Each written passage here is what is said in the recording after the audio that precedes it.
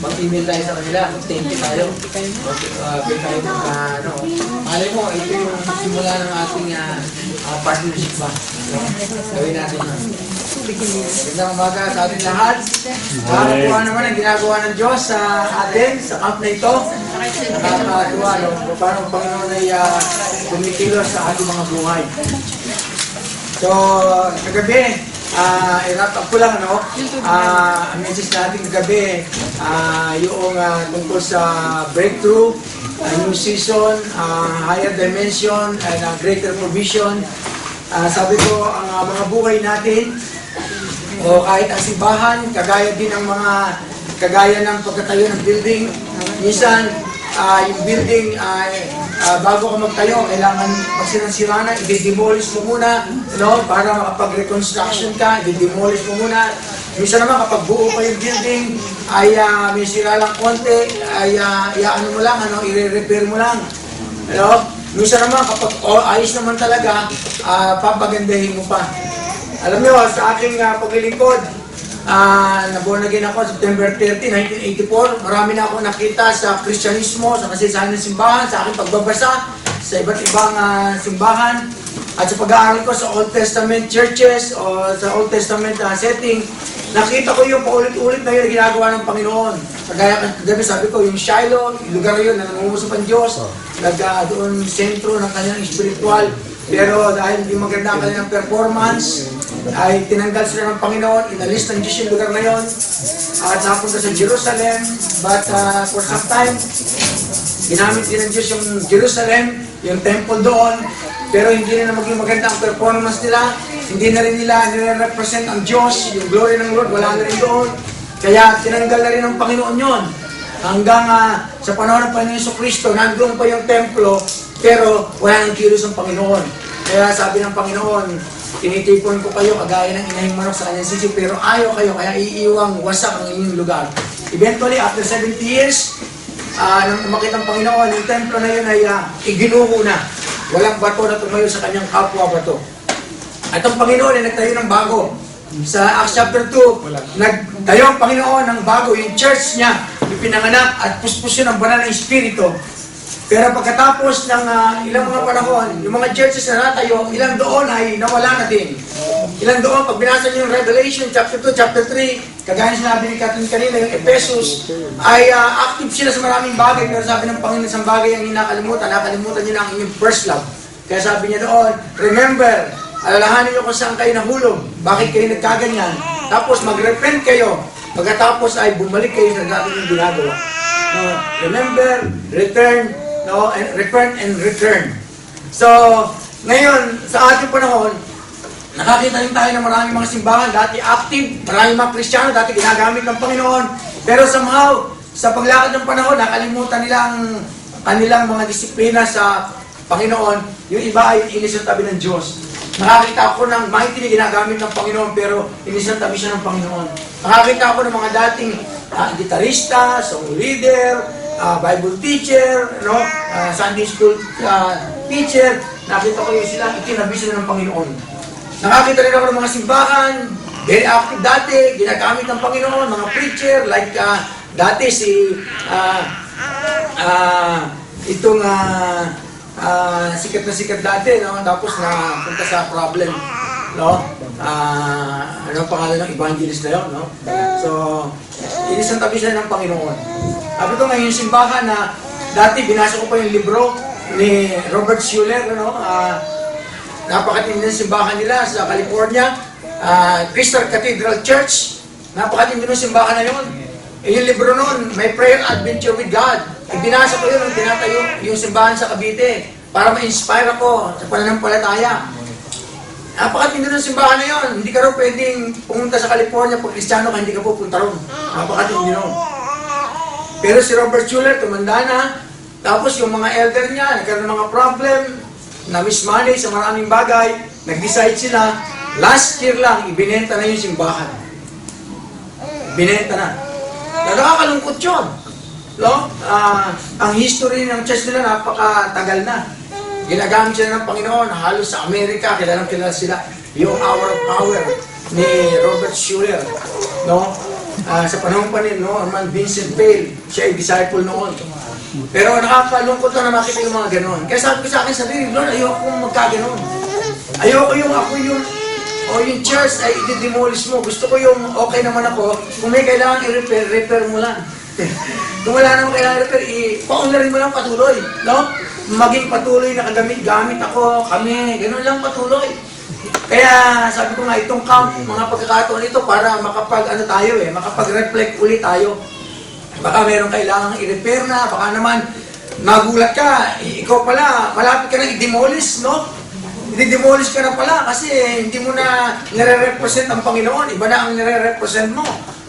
Ano? Baka may idol ka na inside. Baka kagaya ka na rin ng mga tigas ng libutan. Kung mamuhay ka, kagaya na lang din nila. Ang purpose mo, kagaya na lang din sa libutan. Kumain, uminom, magsaya. Pagkat mamamatay naman ako, hindi ko na mai-enjoy yan. Baka gano'n na rin ako, kagaya ng mga tigas ng libutan.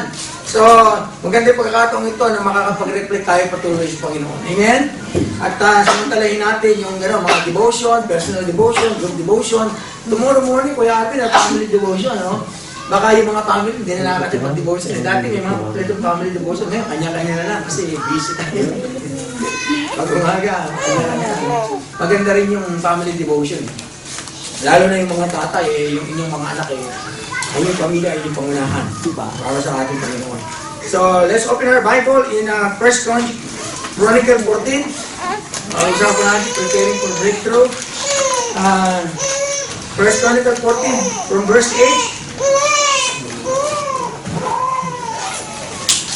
Sabi nito, and when the Philistines heard that David was anointed king over all Israel, all the Philistines went up to seek David, and David heard of it and went out against them. Now the Philistines had come and made a raid in the valley of Rephaim, and David inquired of God, saying, shall I go up against the Philistines, and wilt thou deliver them into my hand?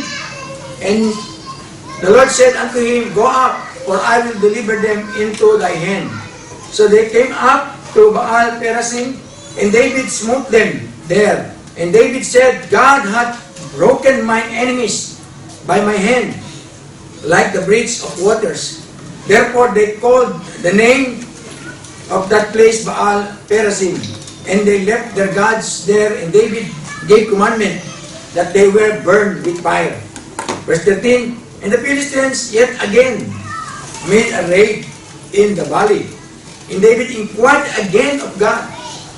And God said unto him, thou shalt not go up after them, turn away from them, and come upon them over against the mulberry trees.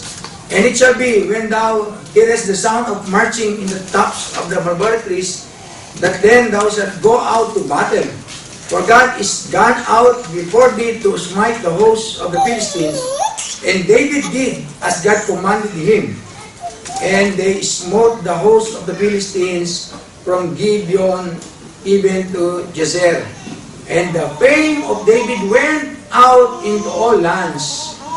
And the Lord brought the fear of him upon all nations. Okay? I-share natin ngayon ay tungkol sa preparing for breakthrough. Dalawang bagay lamang gusto kong i-share sa atin. Number one ay patungkol sa panalangin. But of course, hindi ito isang ordinaryong panalangin lamang. Ito ay panalangin ng pagdulog sa Diyos para sa mga direksyon, para sa gabay, para sa pagtatagumpay. Dito sa ating binasa, makikita natin dito paulit-ulit na merong labanan. At ganyan talaga ang buhay ng mga Kristiyano. We are in the battle. We are at war with the devil, with the demonic spirits. No, maraming problem. At war tayo minsan sa ating mga kahinaan, yung sinful nature natin na sometimes napipil natin na dinadala tayo sa kasamaan, no? Nandiyan yung masamang espiritu, mga gawa ng kaaway, no? Yung worldly system. Napakaraming problem na sometimes talaga ay kung hindi tayo maingat, tayo ay maapektuhan. Pero dito makikita natin si David, paulit-ulit yun. Kaya mapapansin natin yung salitang again. Pero Makikita natin sa mga sitwasyon ng buhay ni David, lagi din sinasabi, David again inquired of God. Paulit-ulit din na makikita natin na every time na meron siyang labanan, meron siyang problem, lagi siyang dumudulog sa Panginoon. Lagi siyang nagtatanong sa Panginoon. No? Kaya, ang nangyayari, siya ay nagtatagumpay. Amen? Natagumpay siya. Kasi dumudulog siya sa Panginoon. Kapag merong labanan, tatanungin niya sa Panginoon, Panginoon, kaharapin ko ba sila? Panginoon, lalabanan ba namin sila? Sabihin ng Panginoon sa kanya, sige, labanan niyo sila. Bibigay ko sila sa iyo. Tapos pag meron ulit ganong situation, tatanungin niyo ulit ang Panginoon, Panginoon, lalaban ba kami? Sabi niya, sige, pero huwag ninyong harapin ng diretsuhan. Dito kayo dumaan, ganyan. So, makikita natin, yung prayer sa panahon ni David ay kailangan din natin sa ating panahon. Amen? Alam niyo, bago matutunan ni David yung principle na yan, dumaan siya sa buhay niya na nagdepende siya sa kanyang flesh, sa kanyang karunungan. Alam niyo naman si David ay isang sundalo. Sabihin, bata pa siya, no, magaling siyang sundalo eh. No? Pero nung una, nag-i-inquire din sa Panginoon. Nung nilabanan niya si Goliath, nung hindi pa siya veterano, nilabanan niya si Goliath eh. Alam natin yung istorya. Pinalo niya si Goliath. No? Nang isling lang niya, ng isling lang. Tinalo niya si Goliath. Pero alam niyo ba, nung si David, nababasa niya sa 1 Samuel, nung si David ay naging sundalo na at naging bihasa na sa laban, nakalimutan niya na ang mag-inquire sa Panginoon. Nakalimutan niya kasi siguro sanay na siya na paglalaban siya, nananalo siya eh. Nakalimutan na niya na laging kumukonsulta sa Panginoon. At alam niyo, kung binasa niyo sa 1 Samuel, ang nangyari, pinadaan siya ng Panginoon sa isang school, sa pangaralan na kung saan ay matututunan niya kung paano talaga magdepende sa Panginoon. Si David ay nagkaroon ng isang karanasan dahil lamang sa mga babae na pagdating niya ay umawid sila, pinatay ni Saul ang kanyang 1,000, pinatay ni David ang kanyang 10,000. At dahil dyan, na marinig yun ni Saul, alam niyo, nainggit si Saul, nagalit si Saul, nagselo si Saul, at mula noon, ay pinagtangkaan ni Saul na patayin itong si David. Pero mababasa niyo yung story ni David, tumatakas kay Saul, hindi na siya nagpe-pray, hindi na siya nag-i-inquire sa Panginoon. Kaya alam niyo, si David, nakaranas na napakaraming problem. At ang nangyari, si David ay tumakas siya, pumunta sa kay Samuel, tapos nagpunta sila ni Samuel sa isang lugar. Pagkatapos, nalaman ni David, nandun siya, inabol sila ni Saul doon, tapos tumakas ulit siya, nagpunta sa templo, nagsinungaling pa siya, dahil sabi niya doon sa sacerdote, mag-isa ka lang, David, oo, mag-isa lang ako. Meron akong misyon, kaya walang kakaalam nito. Ito nga pala, wala akong espada, kasi nagmamadali ako eh. Pero nagsisinungaling na siya, hindi man siya aware na nagsisinungaling na siya. Sabi niya, meron ka bang pagkain dyan? Ito lang, pagkain dito eh. Pwede na yan. No? Meron ka bang sandata dyan? Sandata lang nung pinatay mo siguro. Pwede na yan. Sabihin, nakita natin yung pag-rely lang niya sa kanyang sarili. At pagkatapos doon, nalaman uli ni David, ni Saul na nandun siya, pinuntahan na naman siya, at papatayin na naman siya. Hanggang sa tumakas uli siya doon, nadamay pa yung pamilya ng sacerdote na napatay doon. Tapos tumakbo siya. Alam niyo, ang ginawa niya, nagpunta siya sa lugar ng kanyang mga kaaway. Sabi niya, pag nalaman ng mga kaaway ko na ako'y nahabol ni David, at kaaway nila yon, kaaway din ako, magkakampi kami. Kaya doon siya nagpunta. Nakikipag-allied forces siya doon. Kaya lang, nung pagpasok niya sa lugar ng mga kaaway niya, narinig niya yung mga sinasabi ng mga tao, ito, kaaway natin to. Ganyan, papatay natin to. Hindi umubra yung kanyang iniisip na paraan. Kaya alam niyo ginawa niya, nagbaliw-baliwan na lang siya. Mababasa niyo sa verse, nagbaliw-baliwan siya, nagpatuloy siya ng laway. Nagbaliw-baliwan siya. Ang dungis-dungis niya. At nung iniharap siya din sa hari, anong lugar na yon? Sabi niya, bakit nadalhin niyo rito yan? Hindi ba sapat pa ang bilang ng mga baliw sa atin at dadagdagan niyo pa? Kaya, Isipin niyo nangyari kay David, ang ginawa nila, si David, no? Tinapon na lang. At si David napunta doon sa wilderness. At sa wilderness, talagang naranasan niya yung sobrang kalungkutan. Imagine, nawala na siya ng asawa. Nang hinahabol siya ni Saul, nawala ang asawa niya. No? Si Michal, dahil pinatakas siya, nawala ang best friend niya. No? Anak ni Saul. Nawala na ang kanyang posisyon bilang commander. Nawala na ang lahat sa kanya. Sa wilderness, halos mabaliw-baliw siya roon.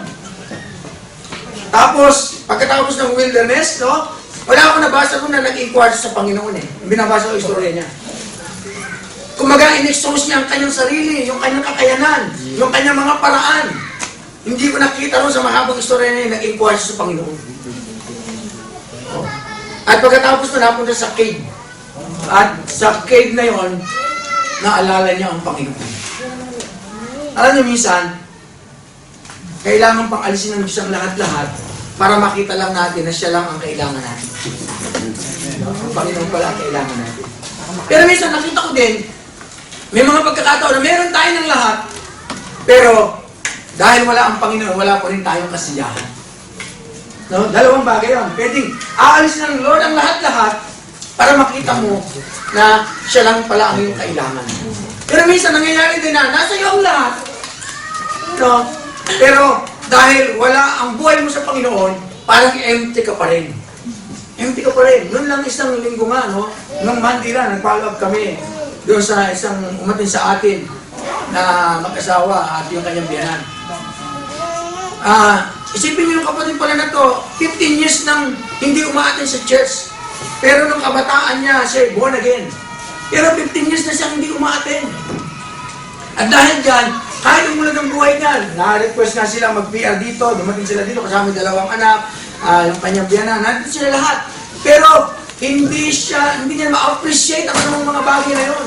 Ang gusto niya, umis sa Pilipinas. Kaya iniisip niya raw, sa tindi ng kanyang depression, papatayin na niya ang kanyang mga anak. Kasaksakin niya na at magkasaksak na rin para matapos na raw ang kanyang problema. Imagine nandito ang lahat na nasa Australia, naiisip yung gusto niya umuwi. Kahit na rin magkaiwalay sila mag-asawa, ganyan-ganyan. Imagine. No? Nung sinasabi nga yun, naiisip ko yun eh. Sabi ko, oo nga eh. Kahit meron ka ng lahat, pero nakalimutan mo na ang Panginoon, magkakaroon na talaga ng emptiness eh. Hindi ka na masasatisfied. Wala ng fulfillment. No? You are living like an unbeliever. No? Namumuhay ka na lang para sa mga bagay na material, mga temporal. Pero nakakatuwa ang Panginoon kasi nung kami nagpe-pray kami, maawit kami, alam niya, nabaptize. Nag-speaking in tongues. Nabaptize siya, isa. Hinayaan ko lang. Sabi nga ni Kuya Julius, dumunta na sa lahat, baka daw matumbang mag-isa no? Nabaptize siya. Sabi ko, napakabuti naman ng Panginoon sa kanya. Ngayon na nung balik sa kasi nung Sunday, nung makita raw ako, umiyak na eh. No? At sabi nitong kinabukasan, ito ang pamilya ko. Dito ako. Ito ang kailangan ko. Meron na akong pamilya. Sabihin mo sa 15 years na yun na may pamilya siya, pero parang pakiramdam niya, wala siyang pamilya. No? So, nakakatuwa po no? Paano siya nag-restore ng Lord at inopen niya yung bahay nila na mag-Bible study roon at yung mga kapitbahay roon na i-invitahin. Ito nakaka-bless yun. Amen? No? Isang lesson yun. No, na minsan kahit nandiyan ang lahat sa'yo, pag wala ka sa Panginoon, wala ang Panginoon sa'yo, o parang inisantabi mo ang Panginoon, nagkakaganda ng buhay natin. Si David naman, inalis ng Lord ang lahat sa kanya. Asawa, best friend, yung position niya, everything, inalis ng Diyos sa kanya. Tapos nandun siyang mag-isa. Ano? Nandun siyang mag-isa. Kasi natatakot din yung iba, samahan siya. Kasi mo, kalaban mo yung hari. No? Pag kumampi ka kay David, kasama ka na sa kalaban ng hari. Kaya walang sumama kahit family niya, walang mag-ano sa kanya. Important sa kanya. Pero dun sa kuweba, nung gano'n ang kalagayan niya, tumawag siya sa Panginoon. Napakaganda rin makita natin na we could find refuge in God's presence. No? Sa presensya ng Panginoon, makikita mo, iyan ang kublihan mo kapag ka maraming mga problem at kalaban sa buhay. Meron tayong refuge ang Panginoon. At after that, nirestore ng Lord ang lahat. Nang mag-praise siya, nirestore ng Lord ang lahat sa kanya. Nagdatingan yung mga tao sa kanya, doon sa kuweba. Nabalitaan si David. Nagpuntahan sa kanya, kaya lang, alam mo, Kuya Arvin, ang unang mga dumating sa kanya, no? Yun daw, mga tao na mga discontented, no? Mga tao na in debt, no? Mga baon sa utang, mga tao na walang sa lipunan. Mga walang kasiyahan, mga baon sa utang, no? Ganun ang mga pero nabasa ko later on sa buhay ni David, nakalagay doon, these are the mighty men of David. Pinag-aaralan ko, saan galing yung mga mighty man of David na yon? Doon sa mga discontented, doon sa mga, mga in debt, Nakita ko, kapag maganda rin, we could find refuge in God's presence, but we could also find comfort in God's people. Napakahalaga rin yung church, Dito nakakaroon tayo ng comfort. So, ang thing na gusto ko makita natin dito, yung kahalagahan ng pananalangin, yung pag-i-inquire mo sa Panginoon sa lahat ng iyong situation.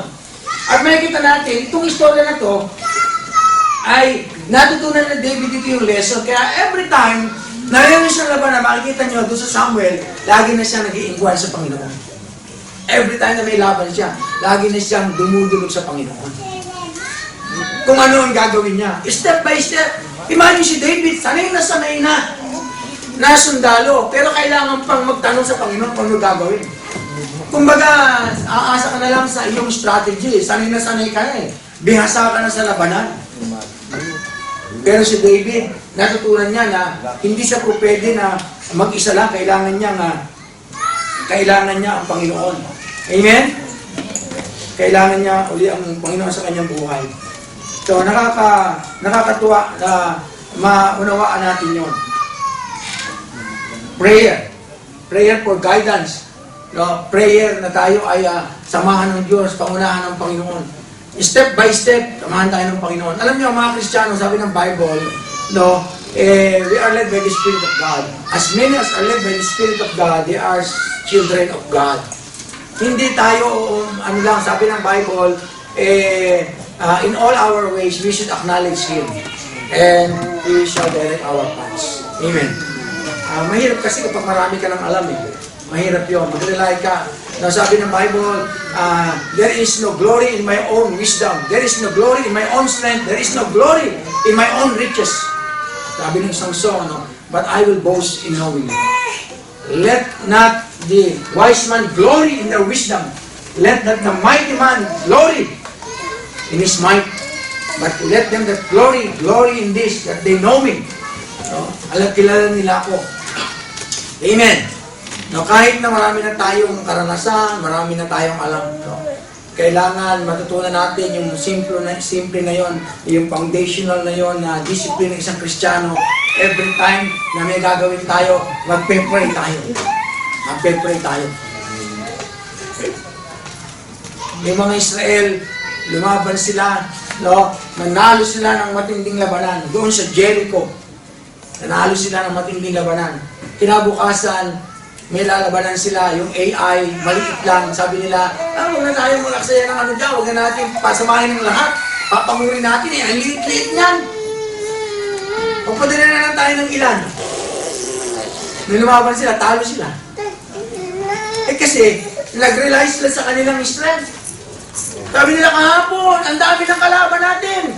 Nanalo tayo, ngayon konti lang yan. Magpadala na lang tayo ng konti. Kasi papapaguri natin ang buong army natin. Pero yung lugar ng AI, natalo sila. Natalo sila doon. At natuklasan pa, kaya pala sila natalo, may Achan na may kasalanan pala. Merong kumuha ng kaluwalhatian. So, magitan ng spoil. Yung spoil kasi ay simbolo ng kanilang tagumpay.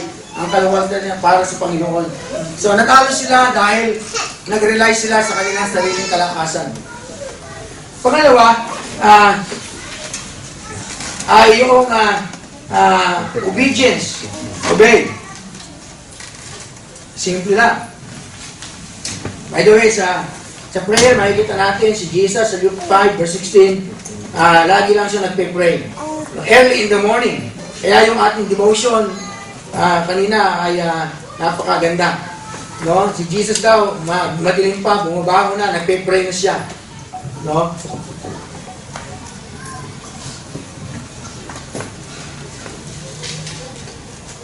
Okay, pangalawa, yung obedience, no?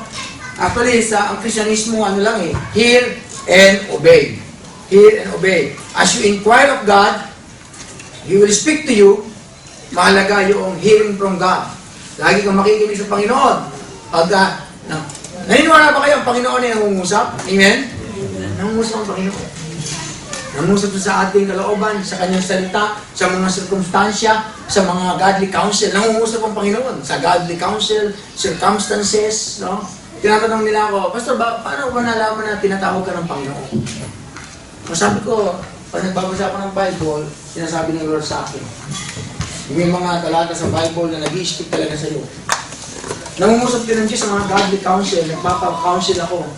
Kaya minsan yung counsel, magkakasalungat. Yung isa, oo, yung isa, hindi.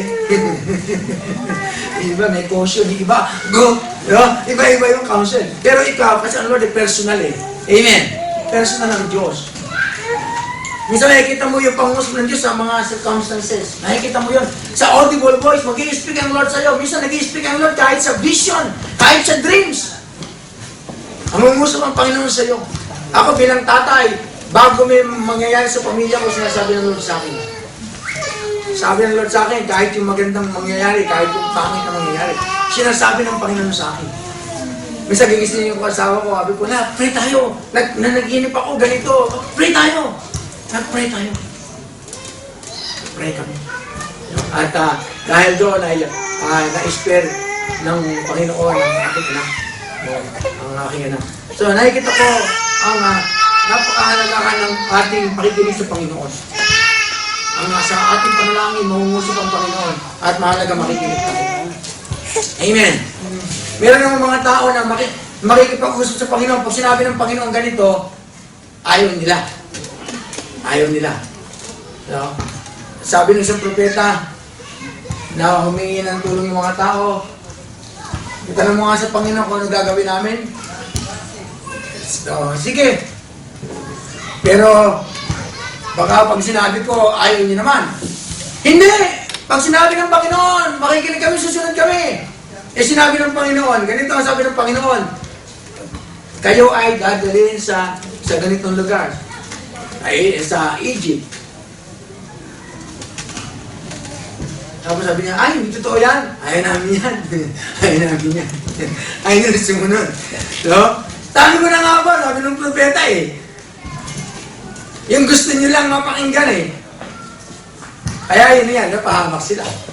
Minsan kasi, ganun tayo no? Pagka parang hindi natin gusto yung napakinggan natin sa Panginoon, sabi na, baka hindi totoo yan. Kasi meron tayong bias, no? Meron na gusto tayong bias. Naniniwala ba kayo na ang daan ng Panginoon ay mas mataas, mas mahusay sa ating mga daan? Amen. His ways is higher than our ways. No?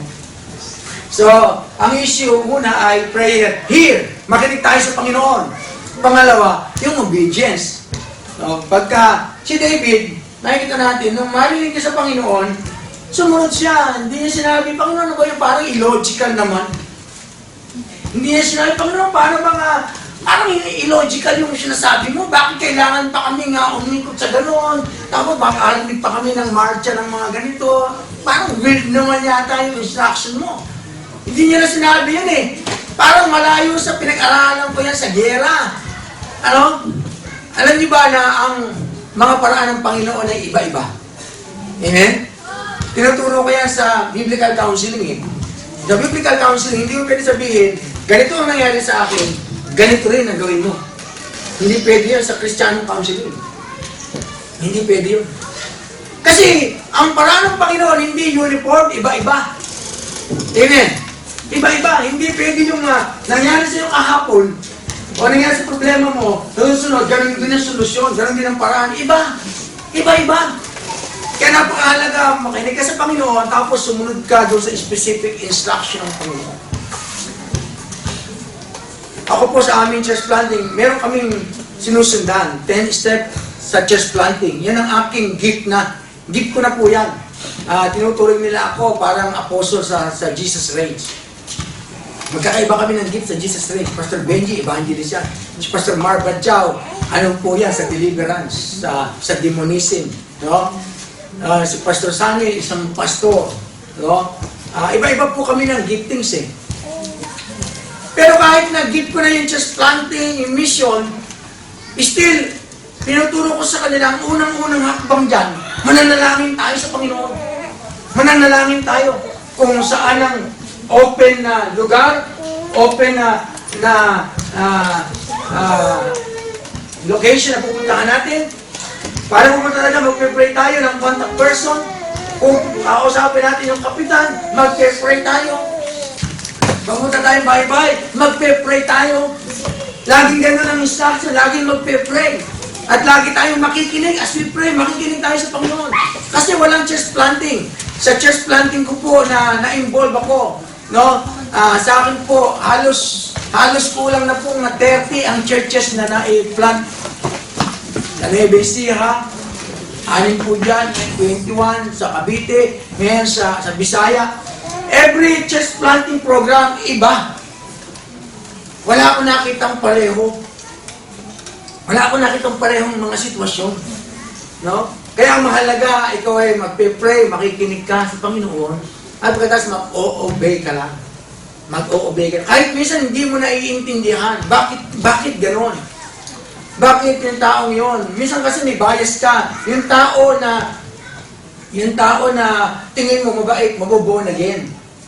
Yung tingin mo mga tao parang masyadong pilosopo sa bahay mo, ano mo kayo maboborn again? Masusurprise ka pa pag yung pa ang nag-born again. Yung pa nakakilala sa Panginoon. Yung pa ang ginamit ng Lord, yung pa ang naging committed. Magulat ka ba eh? Kasi yung parang tao mabait, may self-righteousness. No, yung parang isang tao na yun, nakikita mo pala, siya na pala nag-aantay na ng pagkakataon na siya ay approach mo. Magkakaiba eh. No? Kahit sa bilang tatay, no? Bilang tatay, yung mga anak mo, magkakaiba ng ugali. Magkakaiba ang kanilang kalagayan. Hindi mo pwedeng yung isa ay para sa lahat na. Yung isang akto sa isa ay para sa lahat. Iba-iba rin. Kaya lagi ka lang makikinig tapos mag-obey ka sa sinasabi ng Panginoon. Amen? Si David, gano'n naman ginagawa niya. Nag-obey. Sa bawat specific instruction ng Panginoon sa kanyang buhay. Sa church na ito, mahalaga ang lalo ng mga elders natin, ang mga leader natin, laging magpe-pray ng direksyon ng Panginoon. Kahit sa mga inaawit, no? Kahit sa mga inaawit, ako po, pag kami anniversary, ang ginagawa ko, siguro, alam mo Kuya Roy yan, nung araw ko, magpapasubmit ako ng mga song. Mag-anniversary kami, magpapasubmit ako ng mga songs sa kanila, kahit 30 songs yan. Tapos pag-pray namin yan, at mula doon sa 30 songs na yon, na angkop naman sa team ng anniversary, mula doon, mamimili kami ng songs. Hindi basta yung, ito pwede ito, hindi pwede ito, pwede ito. Pina-practice namin lagi yung ganoon, na ang Lord mag-i-speak sa amin. Minsan yung mga song na habang ako nagko-quiet time, ilalagay ng Lord, anointed song yun, habang nagko-quiet time, ako i-argue, tapos biglang inilagay ng Lord yung ano na yun, no? Mahalaga may song bangka, ang dami mong alam na song, pero pag nagko-quiet time ka, biglang inilagay ng Lord sa yung song na yun, Lord, pag inawit mo, kita mo anointed. Amen? Kasi yun ang binigay ng Lord sa iyo. Nag-obey ka lang. Nag-obey ka lang. Kaya minsan tinitrain ko rin yung simbahan na although may mga line-up kami, dati kasi minsan nung hindi pa marunong yung mga nagtog, minsan naiirita sila. Kasi gusto nila, kung ano yung practice nila, 2 uulitin, 1 chorus, yun lang. Yung dinumirong gano'n. Pagka pinaplow mo, ano na? Kung saan-saan na masusuot, ano? At minsan, ano pa, yung minsan meron pa kayong kasi pag hindi naging maganda performance nila, masama ang loob niyo sa'yo kasi ikaw may kasalanan. kasi nagpakanta ka na hindi nila na-practice, sumubra ka doon sa ulit.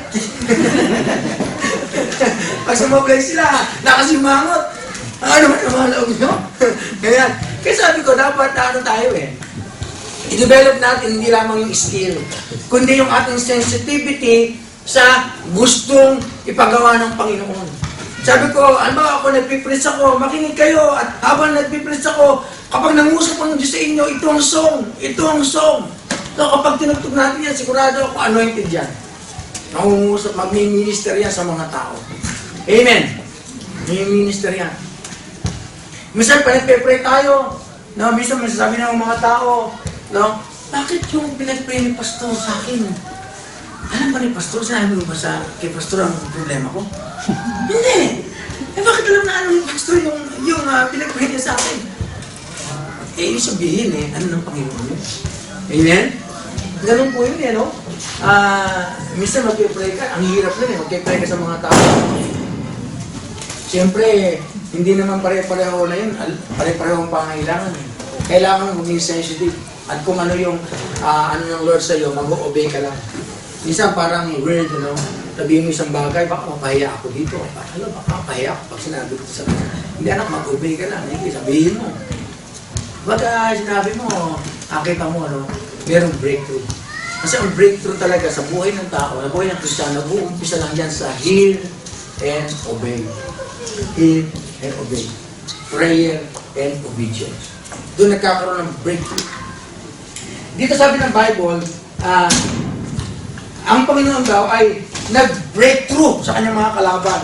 Ibig sabihin, yung breakthrough dito, hindi isang ordinaryong bagay lang. Ibig sabihin dito, merong malaking hindrance, pero sabi dito, ang Panginoon ang nag-breakthrough, ang Panginoon ang gumawa para iyong mapagtagumpayan yung isang difficult situation. Yan ibig sabihin ng breakthrough.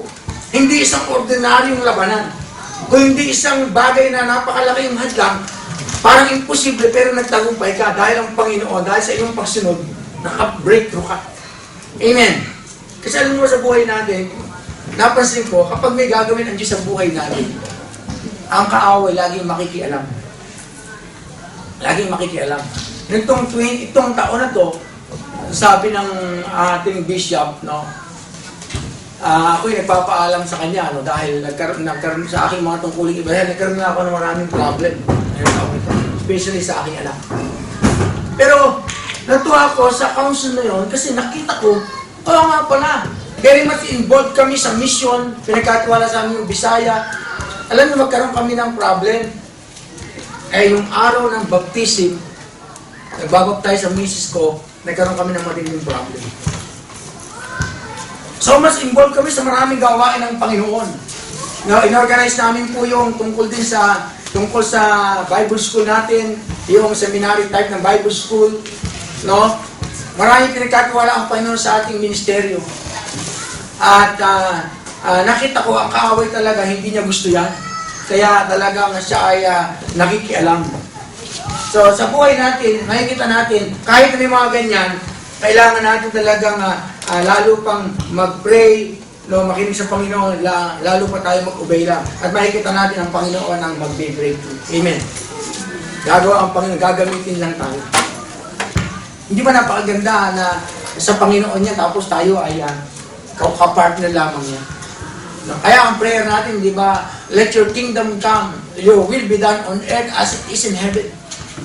May kalooban ng Panginoon sa ating mga buhay, sa kanyang kingdom, at tayo ay gagamitin lang ng Panginoon. At napakaganda kung tayo magiging mai-prepare tayo ng Lord, marunong tayo makinig, marunong tayo sumunod, ang Panginoon magkakaroon ng breakthrough, gagawa ang Lord ng mga breakthrough sa buhay natin. Amen? Ang buhay natin hindi maging ordinaryo lamang na lingkod ng Panginoon. Sabi ko kasi sa Panginoon, Panginoon, ako po, nag-resign ako sa trabaho, kinalimutan ko ang aking pinag-aralan, yung aking mga pangarap. Ayoko na simple lang ang aking paglilingkod sa iyo. Ayoko ordinaryo lang ang aking paglilingkod sa iyo. Gusto ko pong makita yung dakilang paggamit ko sa buhay ko. Yun ang aking bagay sa Panginoon. Kasi kung kinalimutan ko pag-aaral ko, yung trabaho ko, yung aking career, tapos, ordinary lang ako, wala man lang ako makita sa paglilingkod ko sa Panginoon, parang hindi ako makakapayag. Amen. Hindi ako makakapayag. So, dito sa Perth, lagi nating ipanalangin niya sa Panginoon. Lord, pangunahan niyo po kami. Itong mga leader, bawat Sunday service, no, bawat gawain natin. So, pangunahan tayo ng Panginoon. Amen? Tayo tumayo, tayo dumusulod. Pangunahan niyo Panginoon.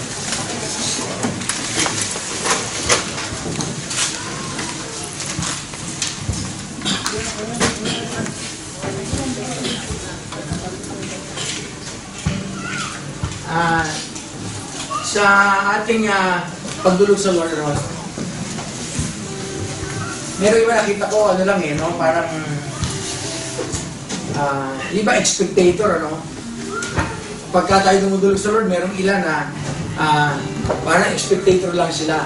Dapat tayo sa pagdulog natin sa Panginoon, dapat participant tayong lahat. Amen? Participant tayong lahat. Nung umatin ako sa Hillsong, pinagmamasdan ko yung kasi gusto ko mag-benchmark. Umatin ako sa Hillsong, pinagmamasdan ko sila. At nakikita ko kung paano sila ay dumudulog sa Lord, paano sila sumasamba sa Panginoon. At sabi ko, Lord, improve mo pa yung aming pagsamba sa iyo. Yung aming participate sa move mo, i-improve mo pa yun sa aming buhay. I-improve mo pa. I-improve mo pa. Hallelujah. Tayo dumulog sa Lord at sa umaga nito, yes, gusto ng Lord na magkaroon tayo ng breakthrough sa ating paglilingkod. Gusto ng Lord magkaroon tayo ng breakthrough sa ating spiritual life. Magkaroon tayo ng breakthrough even in all areas of our lives. Magkaroon tayo ng breakthrough. Yes. Hallelujah. Normal Christian life, miracles, is normal to Christian life. Hearing the voice of God is normal in Christian life. Hearing the voice of God is a normal thing for every believer. Hallelujah. Tayo magtaka kung hindi natin naririnig ang tinig ng Panginoon. Kapagkat yun ay normal sa isang Kristyano na marinig mo ang tinig ng Panginoon, mangungusap siya sa iyo. Yes, sa lahat ng aspeto ng ating buhay, mangungusap ang Panginoon sa atin. Hallelujah, hallelujah. Come on. As we close our eyes, as we bow down and come before the Lord, hallelujah. Oh, ask Him to speak to you. Lord, yes. Wonderful Savior, I know for sure. All of my days, held in your hands, grafted into your perfect plan.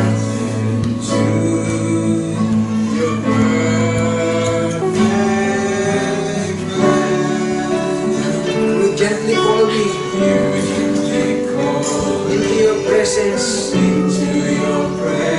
guiding me by your Holy Spirit. Teach me, dear Lord, to live all of my days to your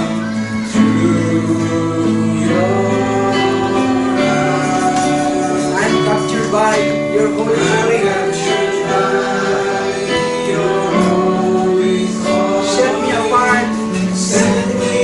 I know you're drawing me into yourself.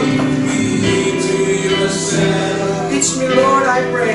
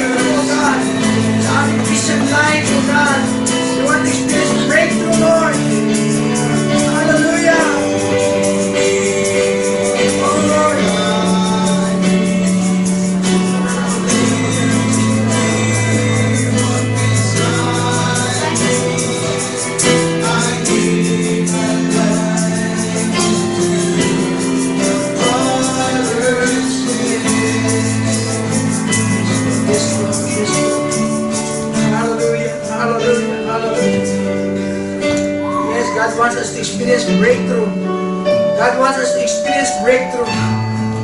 Yes, even sa iyong spiritual life, sa iyong prayer life. Hallelujah.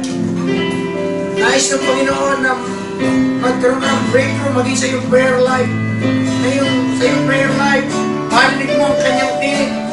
Ma-enjoy mo ang kanyang presensya. Oh, just flow in the Spirit of the Lord. That you can experience His presence, His fellowship, His anointing.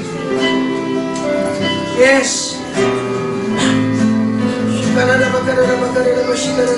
Lord, Panginoon, kung yung aming prayer life ay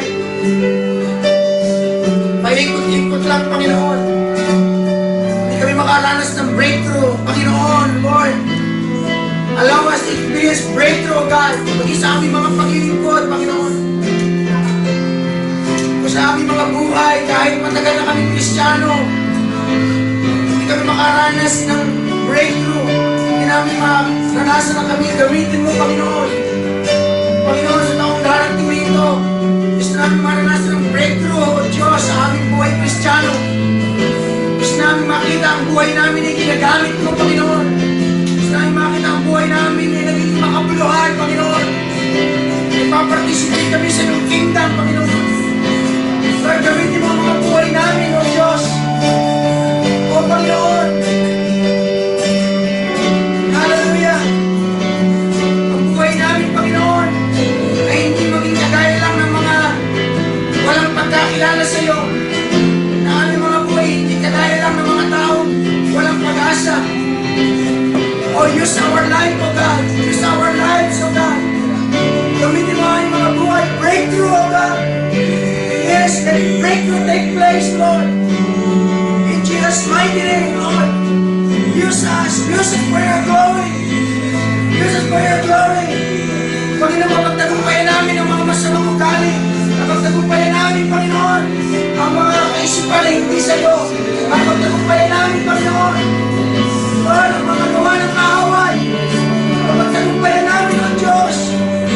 O Jesus, mighty name, Lord. We want to experience an exciting Christian life, Lord. We want to experience, oh God, victory over the flesh. We want to experience victory over the world.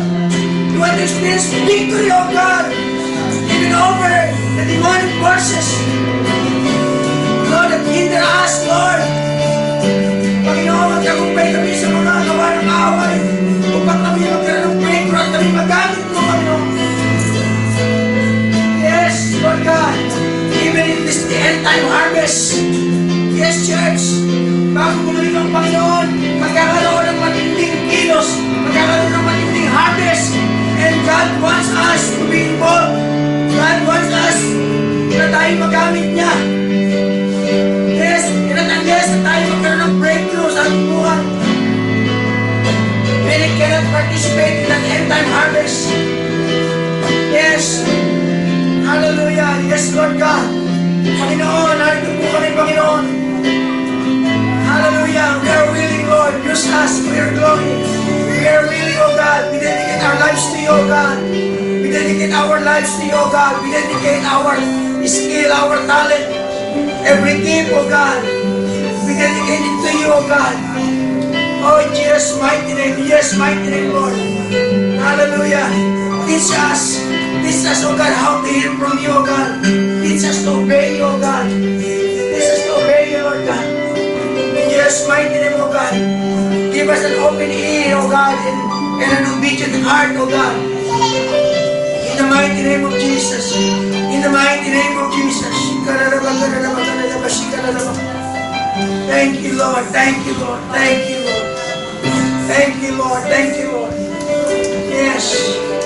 Sinasabi ng Panginoon sa akin, yes, maraming mga labanan. Maging sa iglesia, maraming pa mga labanan. Dahil ang kaaway hindi papayag, hindi siya pumapayag na tayo ay managumpay na managumpay. Yes, ang kaaway gagawa ng mga handa. Pero huwag tayong matakot sapagkat as we inquire of the Lord, as we obey Him, the Lord will give us victory after victory. The church will experience breakthrough. Yes. Pinagpala tayo ng Panginoon. Maging sa loob ng 3 taon, naranasan natin ang kanyang pagsama, ang kanyang patnubay. Sa panibagong taon ito, sa ministeryo at ng ating mga buhay, patuloy pa natin maranasan ang breakthrough. Patuloy pa natin maranasan ang pagsama ng Panginoon. Thank you, Lord. Thank you, Lord. I-bless mo, Panginoon, ang iyong mga lingkod. I-bless mo, Panginoon, sila Arvin, sila Julius, Panginoon, sila Dema, sila kay Robert, sila Kathleen, Panginoon, sila kay Dominic, ang bawat isa, i-bless mo, Diyos. Sa pangalan namin, pinigis mo tuloy kayong mangungusap sa kanila. Mangungusap kayo, even over sa kanilang personal prayer life, O God. You will speak to them, O God. You will instruct them, O God, every detail of it, O God. Lord, hallelujah, and they will lead this church, O God, according to the plan, according to the pattern, O God, that you will show unto them, O God. Lord, thank you, O God. Give them an hearing ear, O God, an obedient heart, in the mighty name of Jesus. Increase their sensitivity to your Holy Spirit, Lord. Increase that sensitivity, O God. Oh, hallelujah. Upang mapamulaan nila ang church na ito, Panginoon, ang mga kapatiran, Panginoon, sa iyong pangunguna. It is not by might or by power, but by my Spirit, says the Lord. Thank you, Lord. Thank you, Lord. We will not rely on our own wisdom, nor in our own strength, Lord, nor in our own riches.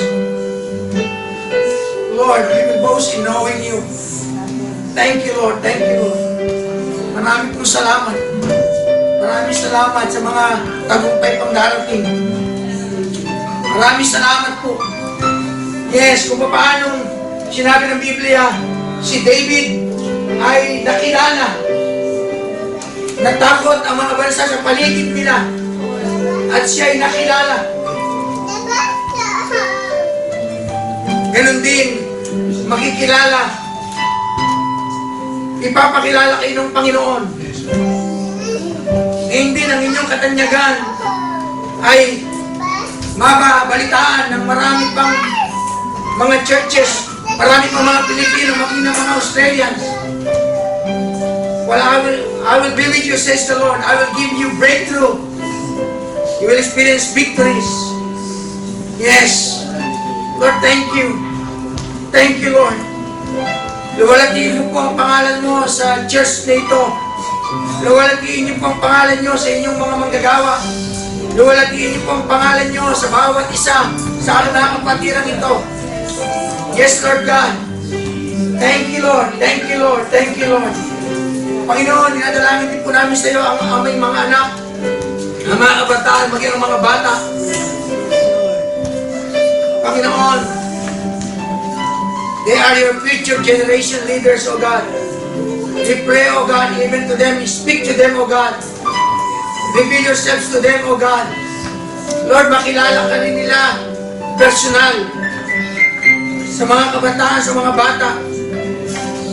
Ilagay mo rin ang pagmamahal sa iyo sa kanilang mga puso. Ang banal na pagkatakot sa iyo sa kanilang mga puso. Dinadalangin namin ang mga batang ito.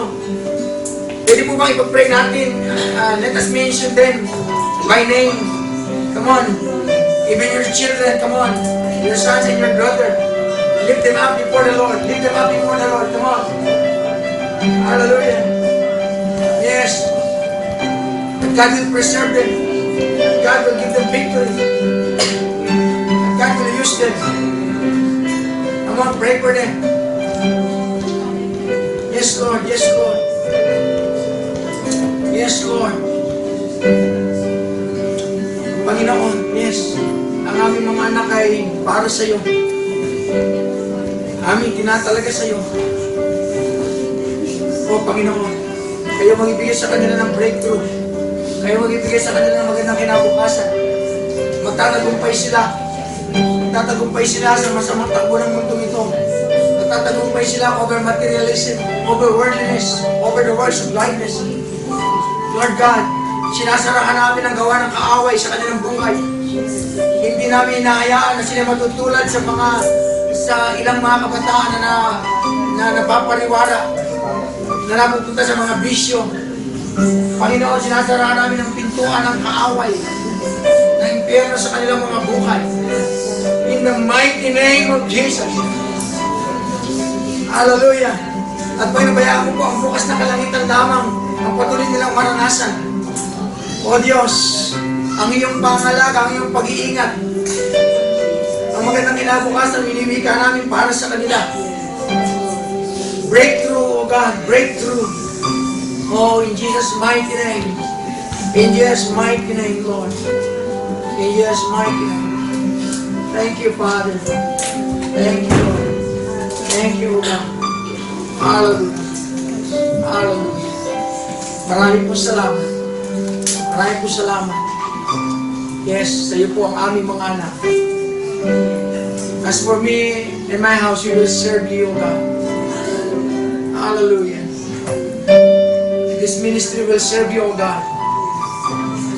Hallelujah. We will not build our own kingdom. We will build your kingdom, O God. Yes, let your kingdom come. Your will be done on earth as it is in heaven. Thank you. Thank you, Lord. Pinupuri ka namin. Pinagkakilakan po natin sa iyo na siyang makapagbibigay ng breakthrough patuloy sa aming mga buhay. O Lord, sa iyo lagi namin iaalay, iahandog ang lahat ng tagumpay